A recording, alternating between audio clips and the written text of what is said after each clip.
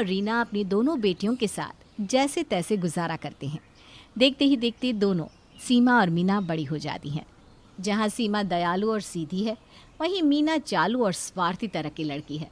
एक रोज़ मोहन रीना से कहता है, सीमा और रीना दोनों की उम्र शादी के लायक हो चली है। अब दोनों की शादी कर देनी चाहिए हमें। शादी की बात तो ठीक है, लेकिन हमारे हालात ऐसे हैं कि शादी का खर्चा कहाँ से निकालेंगी। कुछ ना कुछ तो करना ही होगा। भगवान ने सबके लिए कुछ न कुछ सोच के ज़रूर रखा होता है। मोहन को सीमा के लिए सूरज पसंद आ जाता है, जिसकी चाय की छोटी सी दुकान रहती है।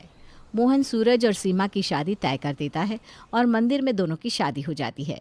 विदाई के वक्त मोहन सीमा से कहता है, बेटी, मैंने अपनी हैसियत से जितना ज़्यादा बन पड़ा उतना कर दिया।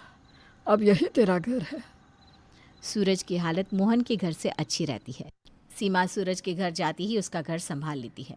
शादी के पहले ही दिन सूरज सीमा से कहता है, सीमा, मेरे पास ज़्यादा कुछ तो नहीं है, लेकिन हाँ इतना कमा लेता हूँ जिससे तुम्हें कभी खाने की कोई दिक्कत नहीं होगी। तुम्हें कभी कभी कॉम्प्रोमाइज़ भी करना होगा, क्योंकि हमारे घर में कूलर भी नहीं है और ना ही फ्रिज।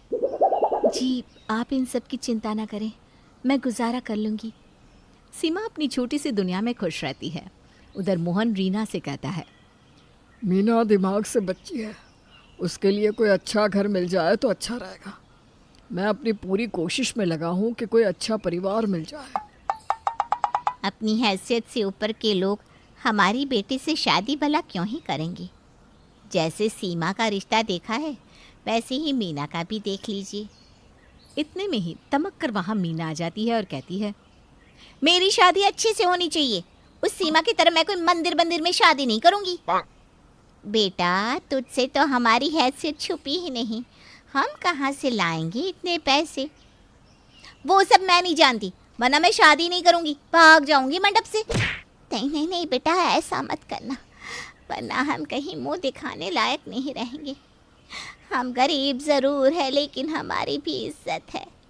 मीना गुस्से से वहाँ से चली जाती है। रीना की आंख भीग जाती है। मोहन अपनी हैसियत से ऊपर जाकर दीपक को मीना के लिए पसंद करता है और शादी के लिए जिसके यहाँ काम करता है उससे एक मोटी रकम कर्ज में लेता है। घर आकर मोहन रीना को सब कुछ बताता है। मीना बिटिया के लिए बहुत अच्छे घर का रिश्ता मिला है। दीपक की अपनी फलों की दुकान है, उसके पास अभी के ज़माने वाला मोटर बाइक भी है। हमारी मीना राज करेगी। मीना और रीना खुश हो जाती हैं। जब सीमा को पता चलता है कि मीना का रिश्ता तय हो गया है तो वो अपने मायके आती है और मीना को एक साड़ी देते हुए कहती है, मीना, तो ये साड़ी शादी के पहले दिन पहनना, लाल रंग तुझ पर बहुत जचता है। अपनी साड़ी वापस ले जाओ, जैसे लाई हो। मैं ये साड़ी पहनूंगी? अपने जैसे समझ रखा है क्या? सीमा रोती हुई अपनी साड़ी उठाकर चली जाती है।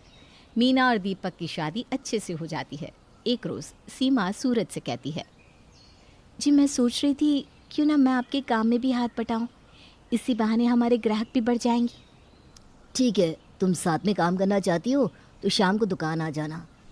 अगले दिन अपने घर का सारा काम करके सीमा शाम को सूरज की दुकान पर चली जाती है और खुद चाय बनाने लगती है। आज सीमा के आने से कमाई दुगनी होती है। ये देखकर सूरज बहुत खुश होता है। तुम मेरी लक्ष्मी हो, तुम्हारे दुकान पर आते ही मेरी कमाई दुगनी हो गई। मैं सोच रही हूँ क्यों ना चाय के साथ हम पकोड़े भी बनाने लगी। शाम को चाय और पकोड़े अच्छी भी लगते हैं। मैं सारी तैयारी करके घर से ले आऊँगी, तुम चाय बनाना और मैं पकोड़े उतारूँगी। मुझे ऐसा क्यों लग रहा है कि मेरी बीवी एक अच्छी बिजनेस वुमन है और हम बहुत जल्दी अमीर होने वाले हैं। अगले दिन सीमा पकोड़े की तैयारी करके दुकान पर आती है और पकोड़े बनाने लगती है। उधर मीना दीपक के साथ सीमा की दुकान पर आती है और चाय पकोड़े लेती है। सीमा तुरंत एक चेयर पोंछती है और मीना से कहती है, तुम दोनों पहली बार हमारी दुकान पर आए हो, बैठो।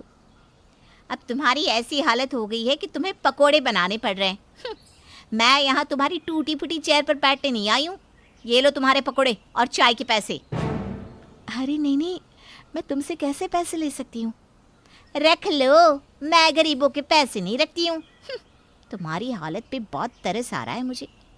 मेरे पति की फलों की दुकान है, मैं तो रोज़ फल खाती हूँ और ये बाइक भी मेरी है। रोज़ शाम को घूमने जाते हैं हम। मीना सीमा की बेइज्जती करके वहाँ से चली जाती है और सीमा रोने लगती है। तभी सूरज कहता है, ये क्या, इन बेवकूफ़ों के कारण तुम क्यों आंसू बहा रही हो? ये मीना कौन सी अमीर है? इसका पति फल बेचता है, वो भी रास्ते पर लगाकर। एक बाइक होने से कोई अमीर नहीं हो जाता। सीमा और सूरज की कमाई दिन पर दिन बढ़ती जाती है और वो एक और दुकान खोल लेते हैं। इधर दीपक के फल की दुकान में चोरी हो जाती है और चोर को पकड़ने के चक्कर में उसका हाथ टूट जाता है।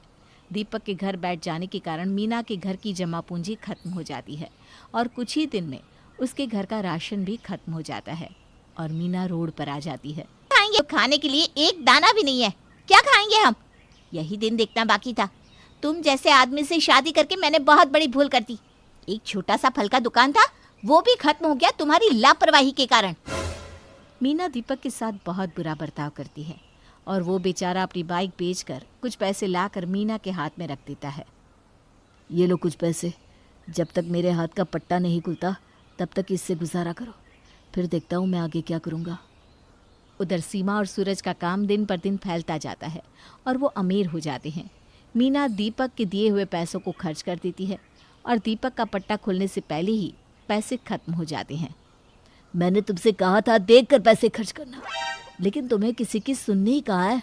बस अपनी बहन को जलाने के चक्कर में खर्च करती रहती हो। ज्यादा सुनाओ मत मुझे, समझे? कोई भी लड़की तुम जैसे गरीब के घर शादी करके नहीं आती। अच्छा, जैसे तुम्हारे मायके वाले तो बहुत अमीर है ना। मीना के कारण दीपक को रास्ते पर भीख मांगनी पड़ जाती है। जब दीपक रास्ते के किनारे खड़े होकर भीख मांग रहा होता है, तभी वहीं से पार हो रहे सीमा और सूरज उसे देख लेते हैं और अपनी गाड़ी से उतरकर सीमा दीपक के पास जाती है। सीमा को देखकर दीपक रोने लगता है। ये क्या हाल बना रखा है तुमने? ये सब क्या हो गया? दीपक रोते रोते सीमा को सब कुछ बता देता है। दीपक, तुम्हें इस तरह भीख मांगने की कोई ज़रूरत नहीं है। अभी हम हैं ना, ये लो कुछ पैसे, और मीना से कुछ मत कहना। उसके बाद जब तुम्हारा हाथ ठीक हो जाए तब तुम हमारी दुकान पर हमारे साथ ही काम करना। दीदी, मीना की तरफ से मैं आपसे माफ़ी मांगता हूँ। एक ही घर के आप दो अलग अलग इंसान हैं। किसी ने सच्ची कहा है, जो ईमानदारी से मेहनत करते हैं और जिनकी नीयत साफ़ होती है भगवान उनकी मदद करते हैं, और जिनकी नीयत में खोट होती है वो अपनी करनी की वजह से रोड पर आ जाते हैं, जैसे कि आपकी बहन मीना। ऐसा मत कहो दीपक। सीमा और सूरज दीपक को अपनी कार से उसके घर छोड़ने जाते हैं।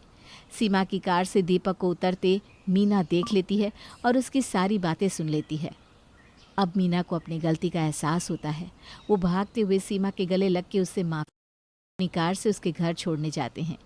सीमा की कार से दीपक को उतरते मीना देख लेती है और उसकी सारी बातें सुन लेती है। अब मीना को अपनी गलती का एहसास होता है।